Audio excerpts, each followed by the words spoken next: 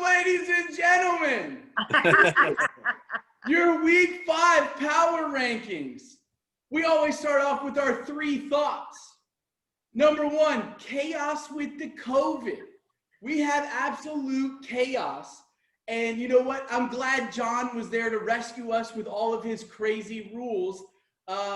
You know, I don't know any of the rules that make sense. It doesn't make any sense still to me, but we're just going to go with it, John. That's fine. What about defense and special teams? I don't know. I have a team that has COVID, and I have their defense special teams. I don't understand it. Number 2, low-scoring week. We had a 52-point outing. We had a 66-point outing, and we had a 78-point outing. Those are low points. Drop the average down for the teams there. And then number 3, I found out something very particular this week. It was a glaring thing that happened this week. And there is one team to beat, ladies and gentlemen, and that is my wife's team, the reigning champions. Happy Gala Days. Lauren has the team to beat. But the moment everyone's been waiting for, obviously because there's only 2 people on this call here.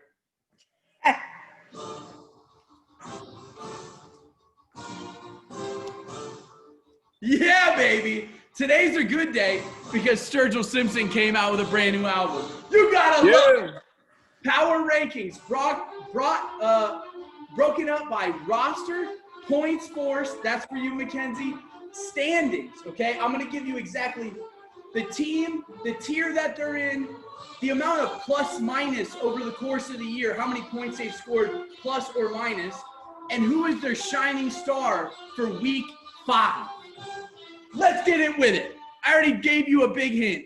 Number 1, Happy Gala Days. She is running the show tier, okay? Plus 72. And she had Baltimore D for a 25-point spot there. That's unbelievable for a defense. Now, number 2, he is on this call. Johnson going deep, baby. If they're in full strength tier, okay? Now, I don't trust this team this week, but if he is in full strength, I believe in his team. Plus 95. That is him right there, okay? Big separation between the 2. I don't know why it's not working. But here we go. Josh Jacob was his big point getter, shining star, 19 points. In the full strength tier, I lock it a lot. Now, his team sucks. Put up 58 points, was terrible. But if he is full strength, plus 63, I believe in this man's team. Todd Gurley has outperformed what everyone thought he was going to perform. The man has no knees and still got 20 points. It's unbelievable. Now on the big tier, we are on the tight like a tiger tier, okay? Tight like a tiger. Basically the rest of the team, just about.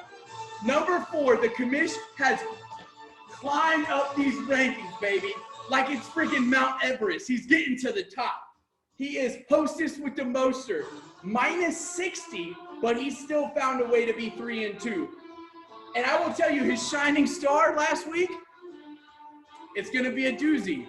Traquan Smith, 0 points for Patty Schaefer, which is now my shining star, which gave me the Monday Night Football victory. Gotta love it. Now, number 5 in the tight like a tiger tier. Let's get physical.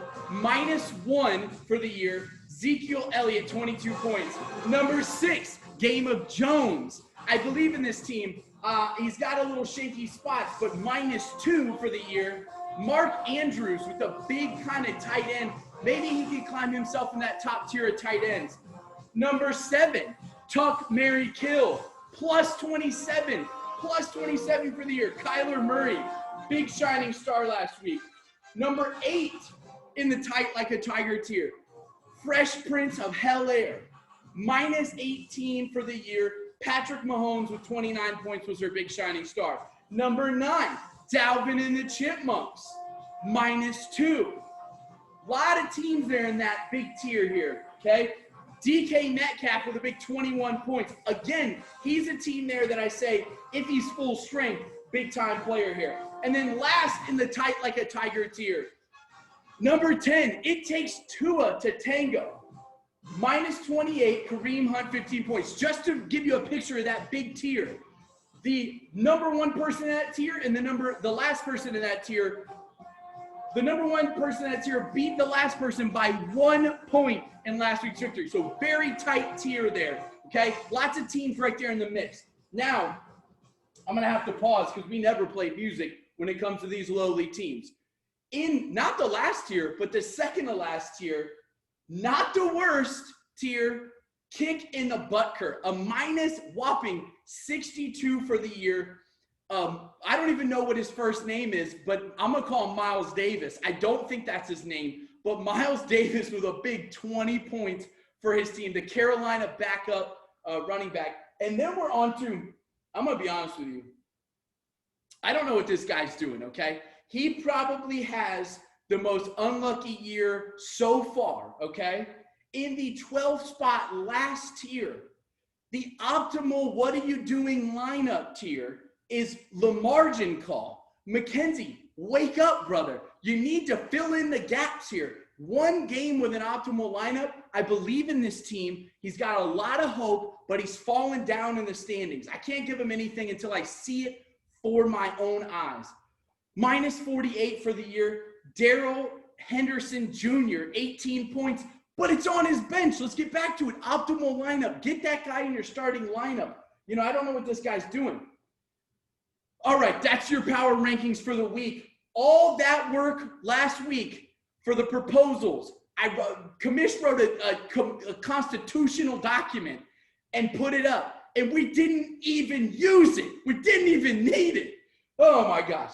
We will keep that part going, but Sundays at 12 p.m., your team locks. You cannot change anything about your lineups besides what your team actually is. If you want to submit your little COVID player, backup player, you can, but Sunday by 12 p.m., you need to be able to do it. It will not be accepted after. I'm talking to you, David. I don't care what substances you are on, all right? All right, now on to bold predictions. Commish needs to go to Vegas, baby. He is 6-0 in bold predictions. Now, this week's a little different in bold predictions. I'm not making the boldest of the boldest predictions, but we have 2 games. We have 1 versus 2 and 11 versus 12. So let me tell you a little bit about those. 6-0 again this year. So if you want to take this to Vegas, you can, okay? I have number 2 upsetting number 1. I knew she'd give me a look like that. It is a bold prediction because I'm bold for doing this because I might not wake up tomorrow. Johnson going deep over Happy Galladay, my wife. You know, you win some, you lose some. And this is one where I just see kind of an upset victory here, okay? Number 2 over number 1. And then I have number 12 over number 11, the margin call. Finally getting himself together. He's projected a lot of points this week. I think he's going to get, unless he changes some stuff up, an optimal lineup going here. And he's going to beat Kicking the Butker at number 11 and maybe bump him back down to number 12. I just want to let you guys know Commish is thinking about running for president this year. I think there's time to get his name in the thing. My slogan is Commish 2020. Always working hard for the people. All right? There we go. We love you. Signing off, Commish.